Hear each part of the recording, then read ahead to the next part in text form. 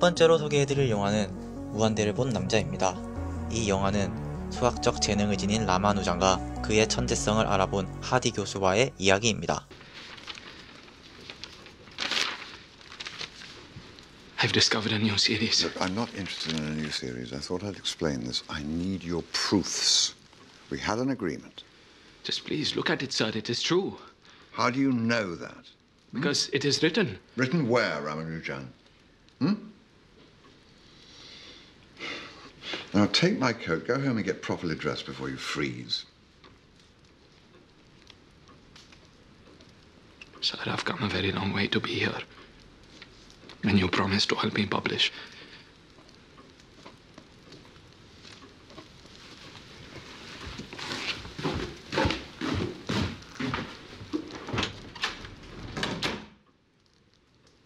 Don't look at me like that.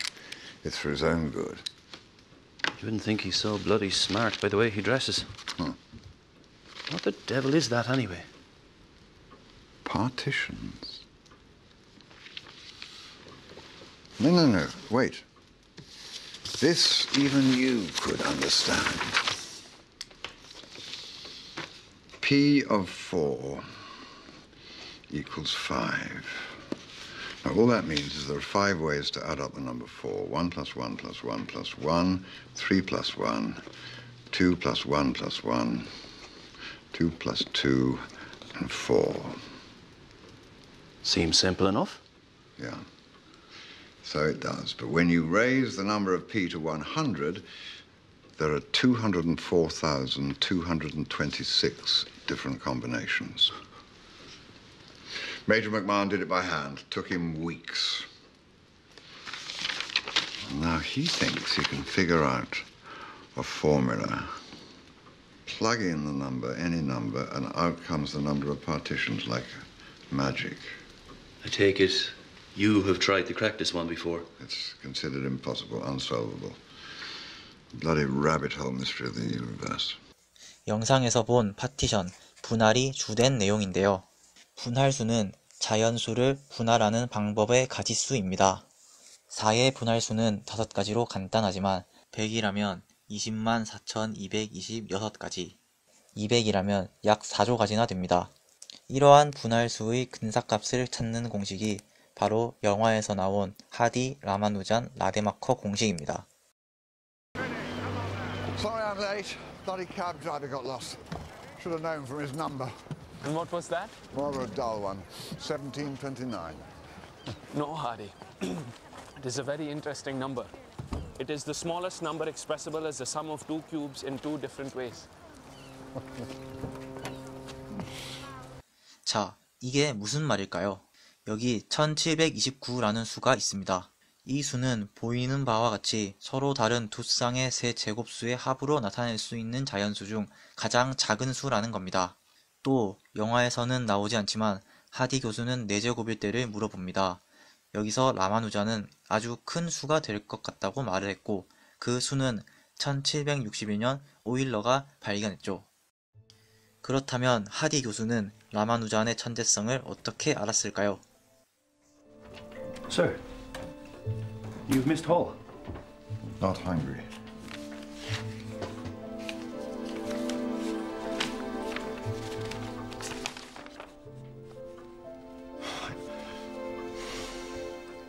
하디 교수가 보고 있던 저 노트에는 라마누잔의 합이라는 식이 있습니다. 바로 이런 식이죠. 모든 자연수를 다 더하면 음수가 된다는 이 식을 보고 하디 교수는 이것이 리만 제타 함수의 응용임을 알고 그의 천재성을 알아봤다고 합니다. 또 우리에게 가장 친숙한 무리수인 원주율의 추적 공식을 만들었습니다. 보기에는 굉장히 복잡해 보이지만 시그마의 k가 0인 경우만 컴퓨터 계산기로 계산해봐도 보시는 바와 같이 소수점 6번째 자리까지 일치하는 것을 알 수 있습니다. 이 방정식이 있어 오늘날 우리는 원주율을 10조 이상의 자릿수까지 구할 수 있게 되었습니다. 여기까지 영화 무한대를 본 남자와 라마누잔에 대한 이야기였습니다. 다음으로 페르마의 밀시를 보시겠습니다. 골드바흐의 가설로 영화가 시작됩니다. En 1742, el matemático Christian Goldbach se fijó en que los números pares se podían expresar como la suma de dos números primos. Es fácil verlo con números pequeños. El 18 par es 7 más 11, que son primos. El 24 es 5 más 19, que son primos. El 50 es 13 más 37 y así con todos. La cuestión es que no se puede ir comprobando si todos los números pares son la suma de los números primos porque los números son infinitos. Habría que encontrar una ley que los abarcase todos. Y encontrarla se ha convertido en el problema más difícil de la historia de las matemáticas. 골드바흐의 가설이란 우리가 간단하게 계산으로 짝수들을 두 개의 소수의 합으로 표현할 수 있지만 사실 수학에서는 그것을 증명하였다라고 표현하진 않습니다. 증명을 하려면 연역적 증명을 하여야 하고 세계의 여러 수학 난제들은 여러 수학자들이 모여 2년간의 검증을 마친 뒤 그 증명의 옳고 그름을 판단한다고 합니다. 쉽지는 않지만 그만큼 흥미롭죠. 이 영화는 주어진 문제를 풀지 못하거나 시간이 지체되면 점점 줄어드는 밀실에 갇혀 문제를 푸는 수학자들의 긴장감 넘치는 상황을 보여줍니다.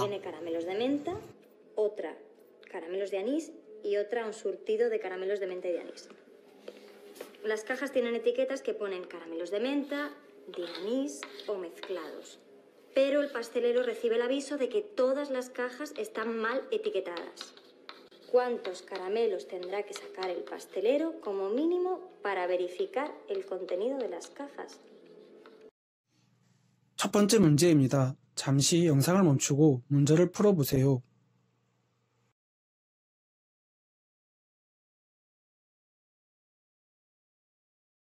모두 이름표가 잘못 붙여졌으니 혼합 상자에는 바카 또는 아니스가 들어있습니다.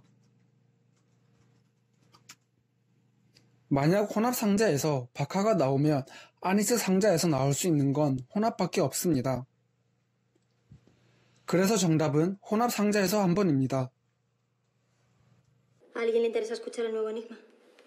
¿Cómo se puede cronometrar un tiempo de 9 minutos utilizando dos relojes de arena? Uno de 4 minutos y otro de 7.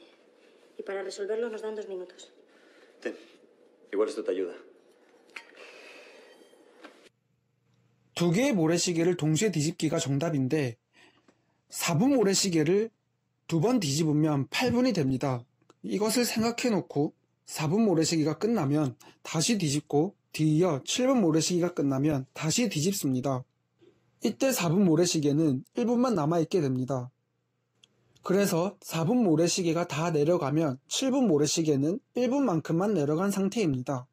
4분 모래시계가 다 내려간 뒤 7분 모래시계를 다시 뒤집으면 1분만 더 흘러 총 9분이 됩니다.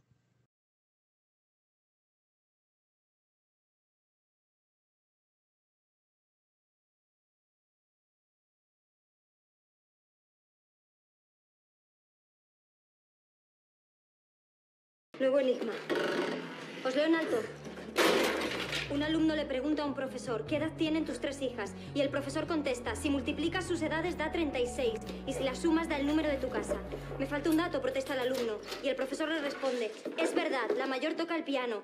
¿Qué edad tienen las 3 hijas? Esto es surrealista. 마지막으로 저도 제일 이해가 안 됐던 문제인데 여러분들도 답을 생각해 보세요. 3명의 나이의 곱이 36이므로 경우의 수는 총 8가지가 있습니다. 그리고 합은 학생이 사는 번지수인데 학생이 설명이 부족하다고 하죠.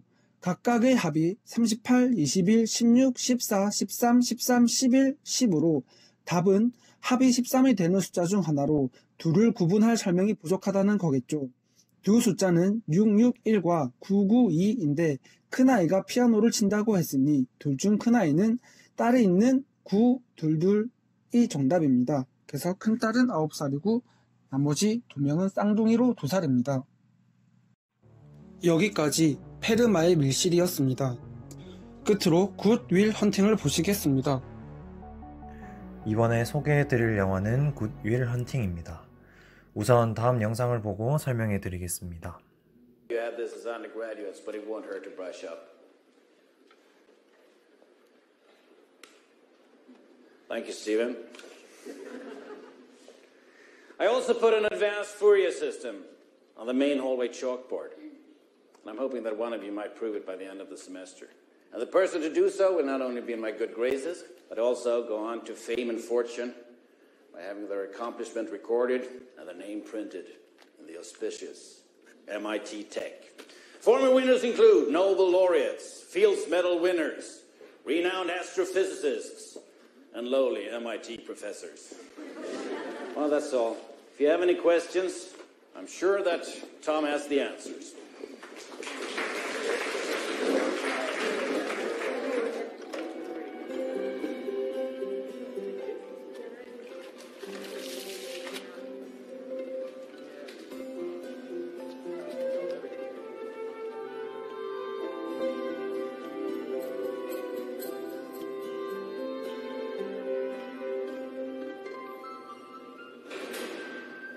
교수가 학생들에게 문제를 냈지만 아무도 못 푸는 상황에서 학교 청소부인 주인공이 나와 문제를 푸는 장면입니다. 학생들이 손을 대지 못할 만큼 어려운 문제인데요. 이 장면은 수학에서 그래프를 활용한 문제입니다. 첫 번째 문제는 그래프 G의 인접행렬 A를 구하는 문제입니다. 위에 그림을 보면 1과 연결된 점은 2와 4, 2는 1, 3, 4와 연결되어 있고 3은 2, 4는 1, 2와 연결이 되어 있습니다. 이것을 인접행렬로 나타내면 그림과 같이 나타낼 수 있습니다. 인접행렬 A의 의미는 점 I에서 점 J까지 가는 경우의 수입니다. 이는 두 점의 연결된 선의 개수를 세웠기 때문입니다. 그래프로 보면 점 1에서 점 2, 점 4로 가는 경우의 수는 각각 한 가지이고 점 3으로 가는 경우의 수는 없습니다. A의 1승은 점 I에서 점 J까지 한 번에 가는 경우의 수를 의미합니다. 두 번째 문제는 A의 3승을 구하는 문제이므로 점 I에서 점 J까지 세 번 만에 가는 경우의 수를 구하는 문제입니다. 따라서 A의 3승은 이렇게 나옵니다. 다음 3번, 4번 문제는 크레머 공식을 사용하면 됩니다. 크레머 공식을 활용하면 문제의 답은 이렇게 나옵니다. 마지막으로 그래프는 일상생활에서 우편물, 택배의 배달에 사용되는 아주 기초적인 이론이며 내비게이션으로 원하는 목적지의 최단 거리를 계산할 때 쓰이기도 합니다. 이상 굿윌 헌팅이었습니다. 구독과 좋아요, 알림 설정, 댓글까지 부탁드립니다.